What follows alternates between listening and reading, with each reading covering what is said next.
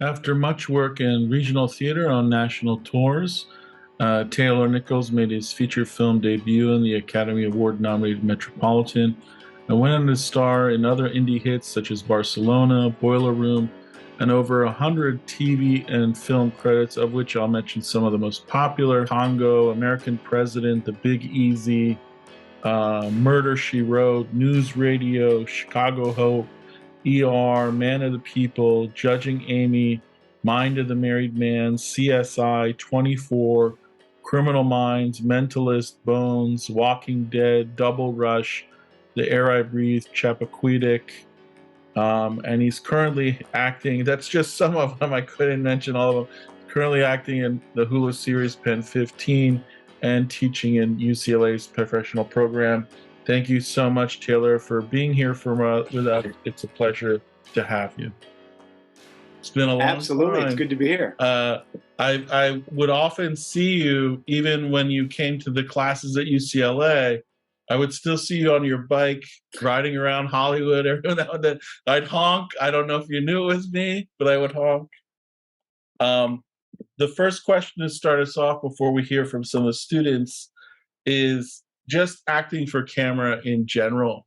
And so I know you're doing it now in the professional program at UCLA. They often talk about all these various techniques, like to control the micro, the micro things of the face, and how to actually get smaller. And I was just curious, is it any of that for you, to sort of bring it down for film and television, or is it just much simpler?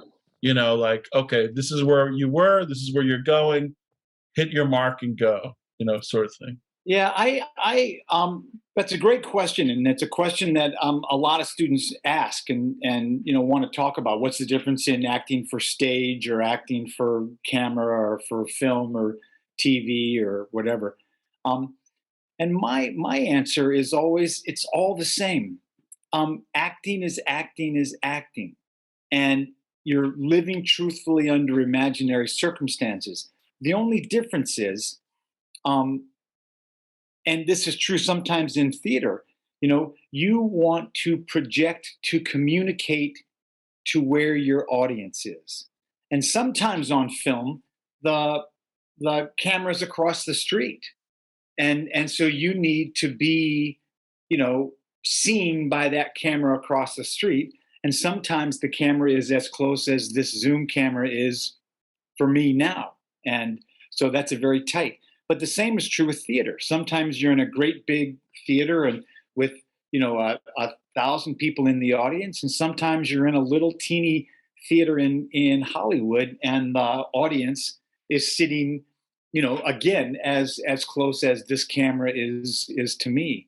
And so I tend to not differentiate how I work. I tend to be aware of where my audience is and communicate the story that I want to tell to that audience, whether they are as close as this Zoom camera or across the room or across the street. Yeah, I really love that idea that you don't get bogged down in all this mental trapeze, because it can almost sabotage you in the moment to think of all those things. Yeah, right? if anything, I think that takes you out of it, and it makes you less in the moment. The thing that actors are always going for is just being in the moment, being alive, being connected, being grounded, and living truthfully under the imaginary circumstances of the script and story that you're telling. And when you're in the moment, you can almost do nothing wrong. You can almost just be there and be honest, and people will respond to it because you are in the moment. And if you're thinking about, oh, I can't raise my eyebrow, or I have to, somehow manipulate my facial expression for the camera, then that's the opposite of being in the moment. That's being very aware of yourself. And that's usually a death nail, I think, for actors. And as far as your preparation, I often think of that moment in Sam Shepard's Buried Child where they're husking the corn, and then it sort of like pulls you into the space because they do it for so long in the play. And then Right. suddenly you're with them in that space. Do you ever do anything to pre-prepare before you go on set that's like that, Oh, that always. helps you sort of Yes. like enter a trance of a moment? Absolutely. That's a great question. And when you do it in theater, you get to the theater a half hour beforehand, and you do a little warm up, and you put your makeup on, and you get 15 minutes from the stage manager, and then 5 minutes, and then places, and then the play starts. And most plays start in a fairly innocuous manner. And you slowly build up to this point where you have this real cathartic moment or this real heightened moment, but you have had sometimes literally an hour and a half to get you there. In film, you don't have that. In film, you broke for lunch just before you have to do your big scene where you cry. And I think that's why actors get paid the big bucks, the really good ones, because they are able to create the world that they need to live in at the moment that they need to live in that world. And so sometimes that means not getting lunch or not talking to the crew or not hanging out, but going and being in your trailer, and or if it's a low budget project, somewhere off the set, somewhere behind a tree, somewhere away, and do the work that you need to do to get into the space that you need to be in. And sometimes that's not a real heavy space. If it's a comedy and you need to be, very jovial and giddy at that moment. I mean, sometimes comedy, what's the famous line by Edwin Booth? Dying is easy, comedy is hard. And so sometimes you need to prepare differently. You don't need to soul search like, oh gosh, I'm really going to cry in this scene. You need to find the lightness and the joviality that you bring to a comedy scene. But otherwise, if it's a heavy scene, you definitely, we call that the moment before, where you explore the moment before the moment that you're getting ready to shoot.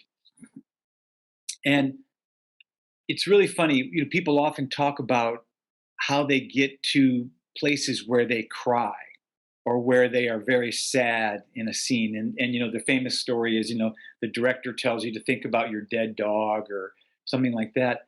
And I have found the opposite to be true. I have found, if I need to get emotional, I think about really happy times in my life.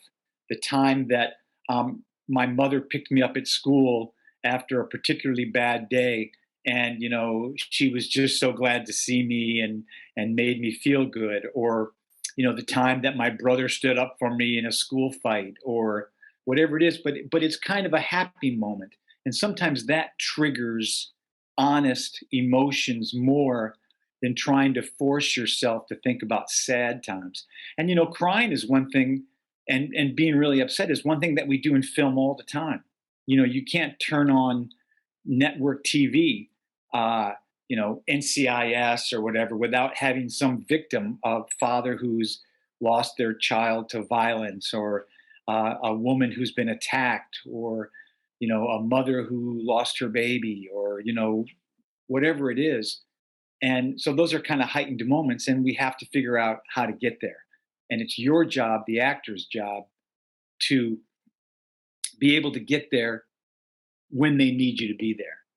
You can't show up at your call time on the set and be ready to go, because you have to go through makeup and rehearsal, and then they have to shoot another scene first. So you've one of the really difficult things about being a professional actor is being able to be where you need to be when you need to be there. And sometimes it's at 2 in the morning in the rain, and sometimes it's at 6 in the morning before breakfast or something like that, or 2 in the afternoon on a really hot day. And but that's when we're shooting that scene, and you have to be there then.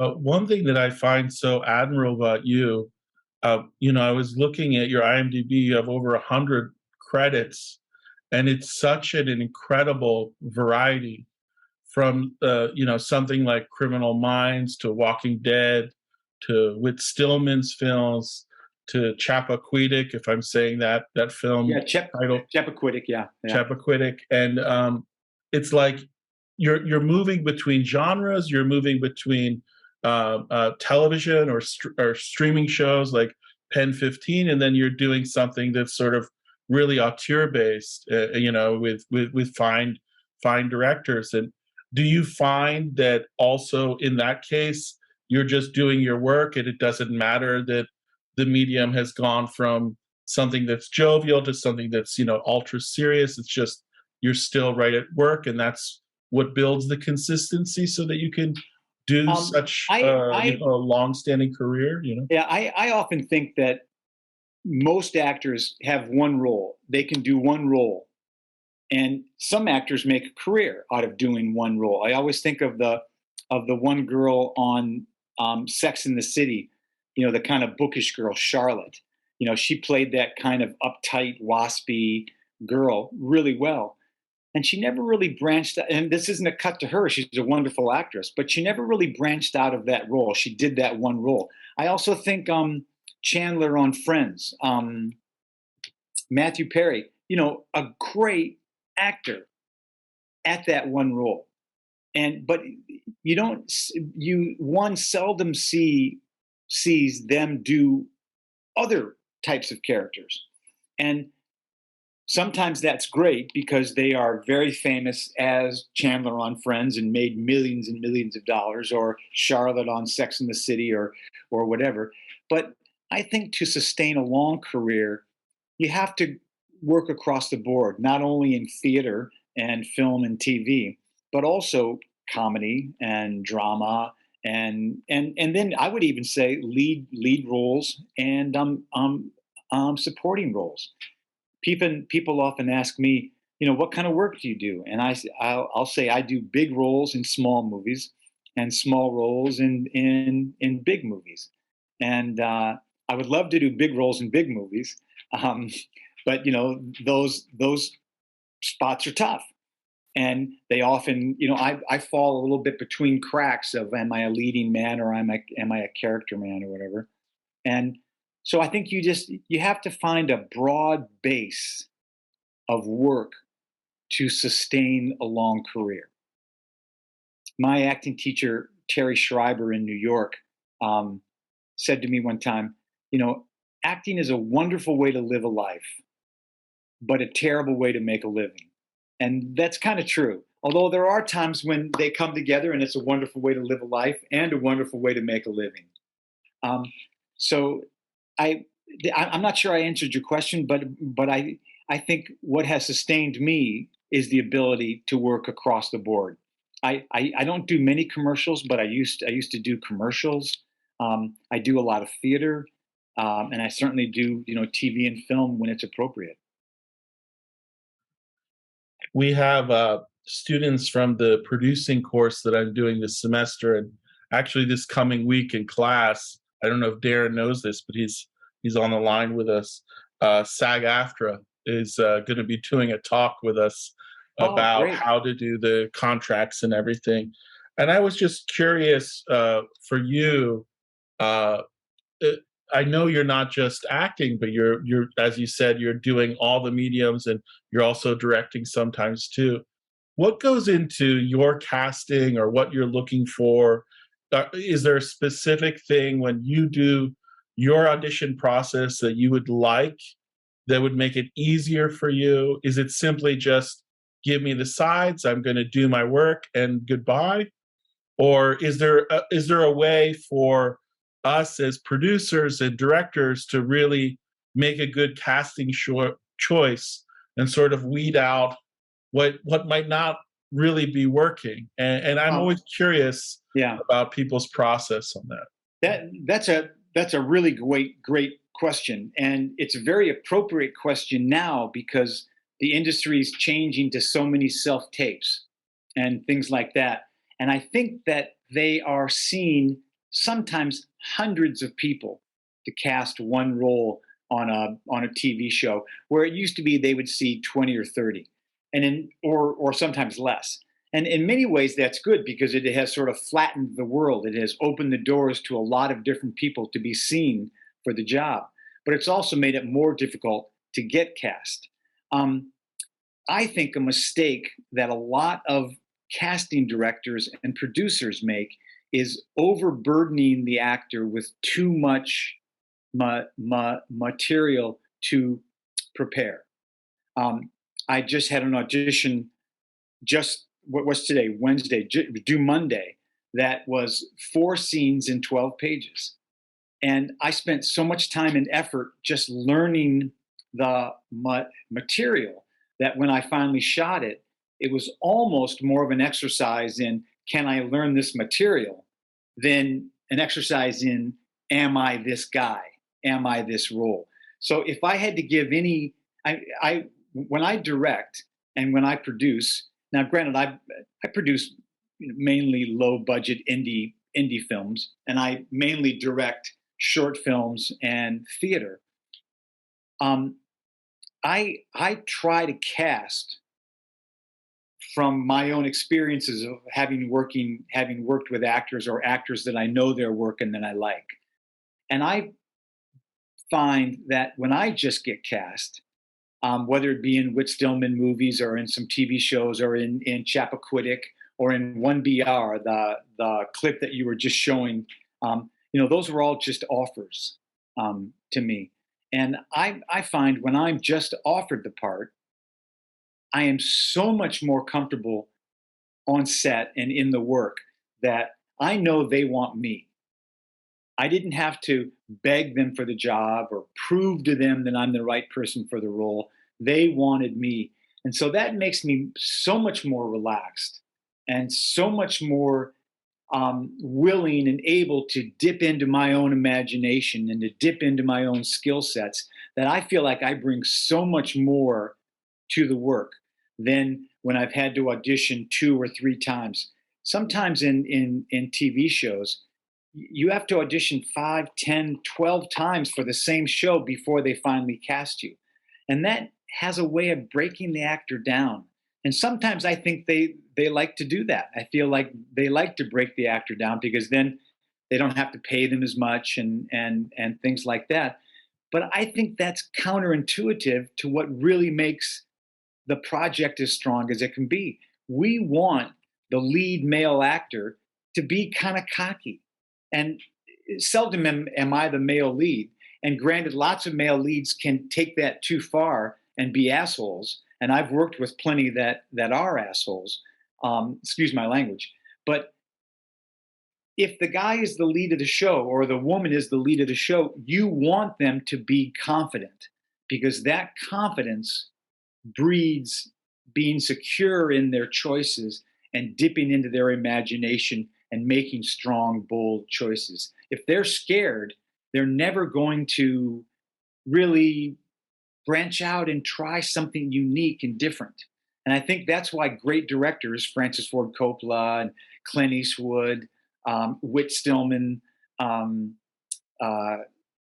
use a lot of the same actors over and over and just cast them and just say, I want you to be in this. I just saw Moneyball, directed by Bennett Miller, and it's such a great movie.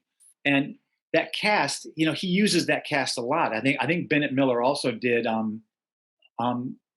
Capote, right, with Philip Seymour Hoffman. And Philip Seymour Hoffman is not the star of Moneyball, but he has a great pivotal role in it. And I think Bennett Miller just said, "I want you." So that's my advice from an actor's point of view to your producers and directors. No, I really love that because the interesting thing, me doing mainly producing and directing is we even get that as producers, believe it or not. So going up for jobs, I've had to prove my worth. Where Right. Suddenly a producer says to me, "Write me an essay about why you should be on my show." Right. And you're just like, what? Yeah. And that feeling of uneasiness doesn't doesn't help the imagination and doesn't help the artistic process. No, it So it's stifles it. Yeah. wonderful, wonderful advice. Along with that, we have Clayton's here from the narrative film production class. And next week we're going to be working with gimbals and just trying to do a little walk and talk with them. And I'm just curious for you, as far as communicating with actors and keeping that sort of idea of trust and safety and let's having fun. Is there any advice that you would give for them as they're directing those scenes? Um, there's a great book called Notes on Direction by a guy named Bill Ball, who was the artistic director of the American Conservatory Theater in San Francisco. And it's really worth reading. But what he talks about, and I think this is a great note for directors, is say yes to actors. When an actor has an idea, say yes to it. It doesn't mean you're going to shoot it. It doesn't mean you're going to put it in the movie in the end anyways. But what you're doing is you're communicating to the actor that you're listening to him or her, and you're trusting him or her, and you have belief in them. I really think I should cross to the bar on this line. Oh, that's a great idea. Great. And if it doesn't work, the actor will be the first one to know that it didn't work. And so then, or if the actor is a little clueless and doesn't get that it doesn't work, at least you tried it. And then you can explain to the actor, I really liked it when you went to the bar, but the light's not very good there and we don't have time to relight it. So let's see if we can do it here, or somehow guide them back. And I'm not saying lie to the actor and placate them. I'm saying trust them. Actors, when you produce, you're thinking about everything. You're thinking about, what time you have to be out of the location. You're thinking about the deal with SAG. You're thinking about, the camera package that is due tomorrow so you can do the walk and talk. When the director's working, he or she's thinking about, I got to make my day. I got to get this shot. I got to get that shot. The writer's probably already off the project, but if not, they are thinking about my script. How could you change my script? But the actor is thinking about their character in that scene. And I often feel that the actor is the last line of honesty on the set, meaning that everyone else has thought about everything, but when it comes right down to it, it's raining out tonight, and I don't think I would do this line that way in the rain. Now, maybe the writer didn't know it was going to rain tonight, or maybe the director thought we would be done shooting by the time it's raining, but I'm looking at the line and say, it doesn't make sense to say this line while it's raining. And I think that same thing is true about saying yes to actors. If they're the last line of honesty and you let them know that you trust them and you respect their ideas, the actor has a way then of, oh my gosh, the director's listening to me. I better give the director only my best ideas, as opposed I'm going to give him or her a terrible idea and they're going to take it. So the actor has a way then of kind of censoring their own bad ideas out and only bringing their best foot forward. And the director has then opened this line of trust between themselves and the actor. And I think that's hugely important because you want the actor to be able to fail. And only by failing do they succeed. Yeah, I really love that. I love that the director has to first offer the trust, and that once it's given, it also comes back, and absolutely. Then it becomes this something much more open and much more possible. Right. It's a really beautiful way of putting it. Right now, I'd like to open it up to see if Clayton or Darren, since they've tuned in after doing a 3-hour class today, are willing to ask some questions. And if not, I'll do a few more if you're willing, Taylor. Sure. Darren or Clayton, you could go ahead and unmute yourselves, or put yourselves on camera if Hello. you're comfortable. How do you Is that deal with? Darren? Hey, Darren. Hello. How are you? I'm good. How you Um, doing? Not too bad, except for allergies here in Southern Illinois. Yeah. But how do you deal with difficult actors as a director? That's a great question, and sometimes they are difficult. Um, I I try to respect them and let them know that I respect them, because usually that kind of difficulty is a defense mechanism that comes from being scared, being feeling like that they aren't appreciated, or they aren't, understood or liked or trusted. And usually, not always, but usually, you can break that wall down by letting them know that you respect them, that you trust them, that you are not there to make fun of them. Sometimes I think producers. Are you a producer or a director? Or what? I've mostly directed. This is the first producing class I think I've ever had. Great. I would also recommend take an acting class and see how vulnerable it is for you to be on stage saying someone else's lines, and doing something that is a little bit uncomfortable, Oh, I because remember that. I'm sorry. I remember that from high school. Oh, great. So that's exactly what I'm talking about.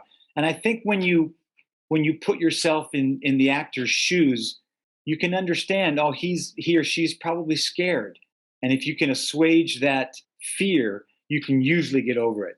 Now, if you can't, sometimes you got to put your foot down. Sometimes you have to say, you know, um, I'm the boss here, and this is the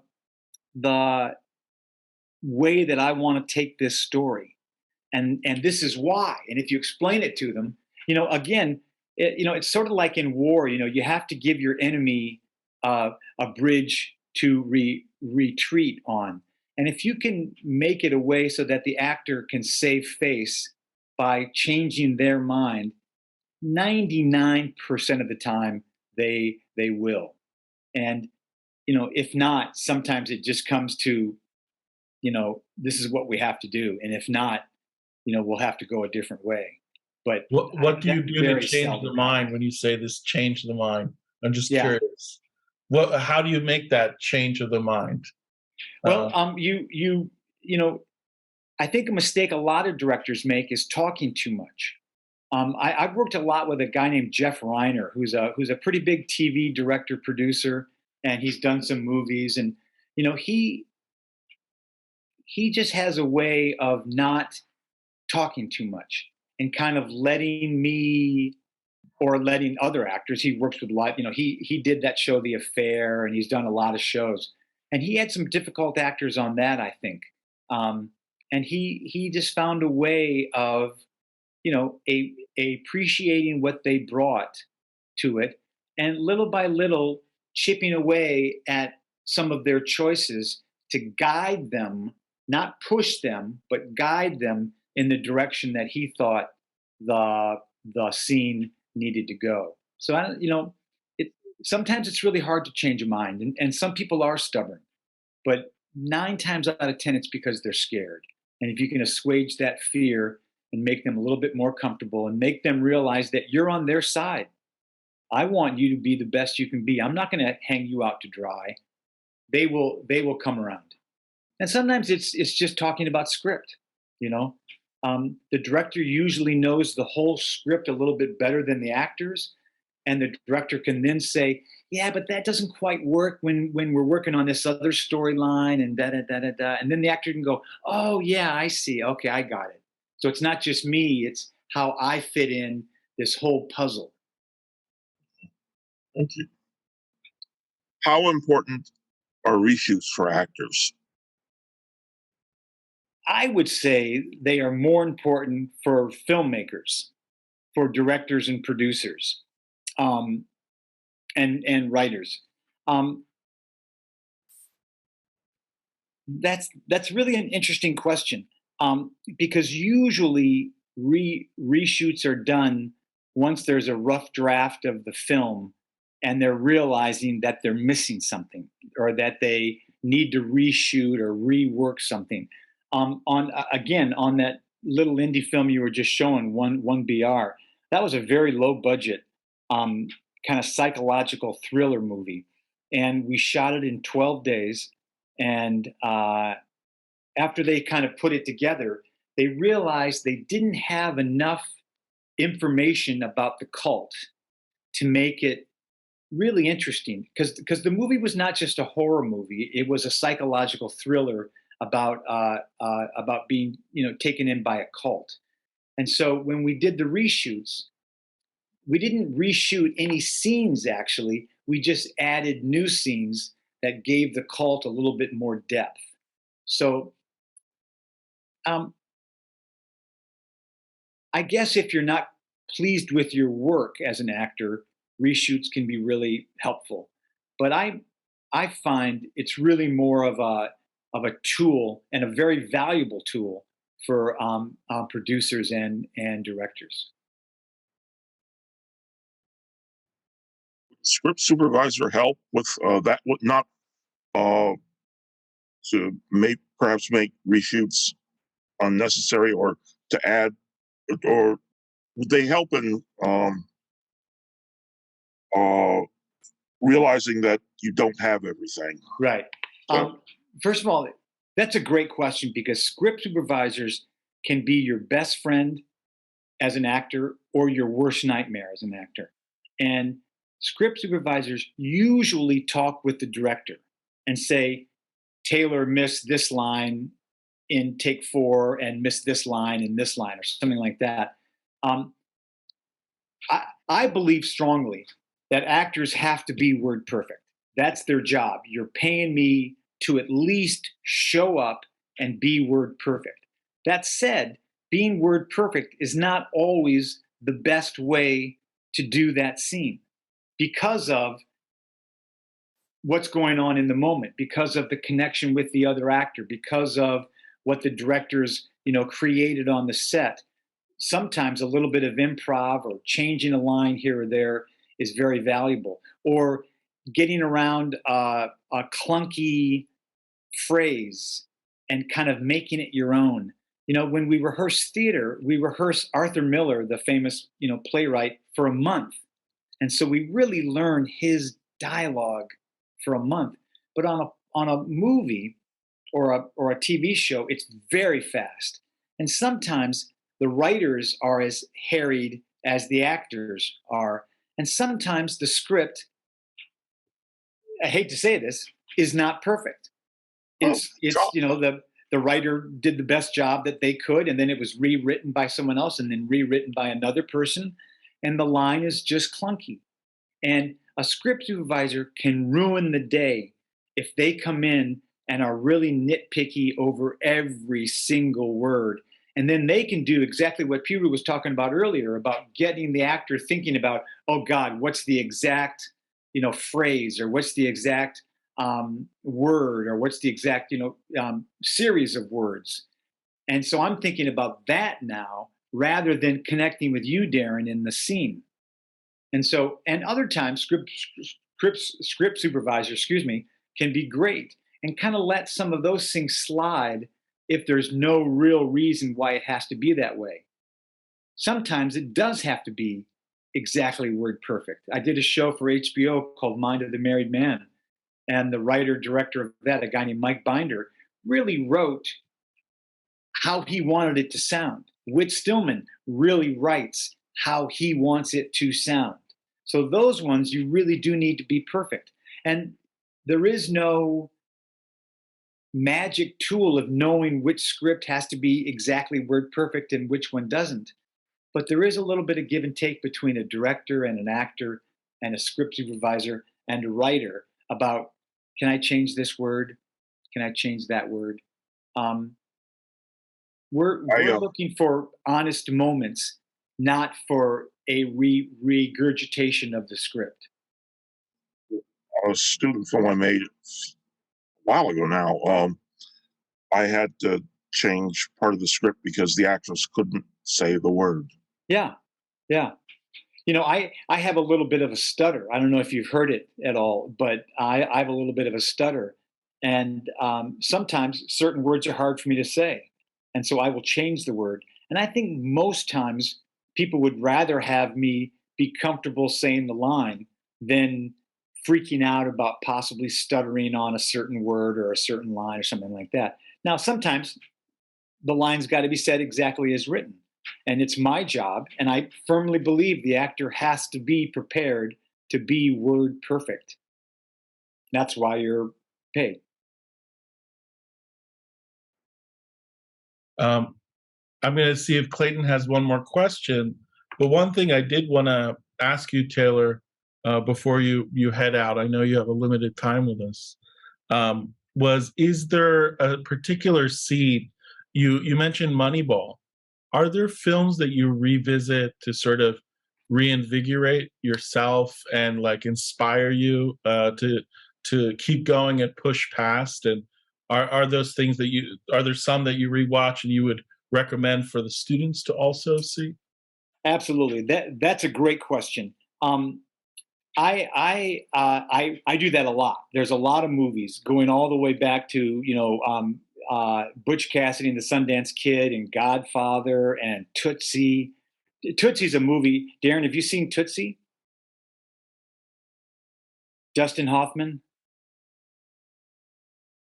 I don't think he knows he's muted. It's okay. You're muted. I'll edit it together and I'll say yes. I saw it a long time ago. Yeah, that's a movie that is always worth re-watching as an actor, writer, director.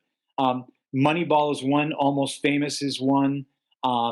West Side Story is one. You know, I tend to watch a movie that fits in with the project that I'm getting ready to do.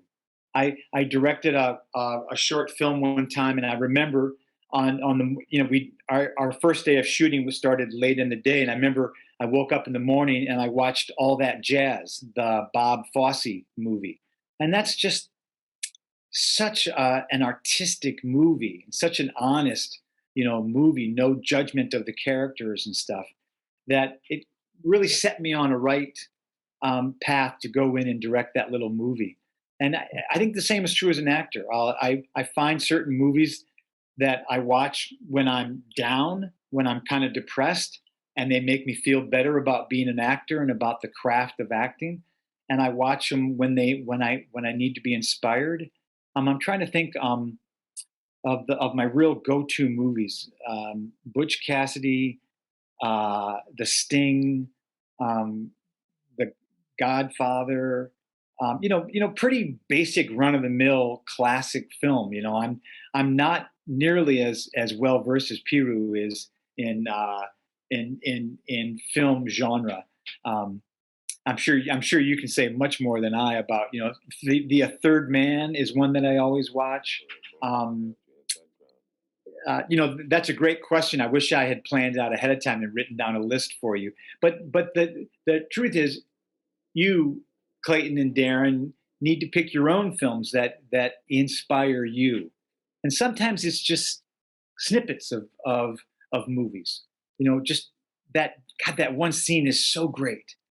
And I'll watch that scene a couple of times over, how they shot it, how the actor did it, everything about it.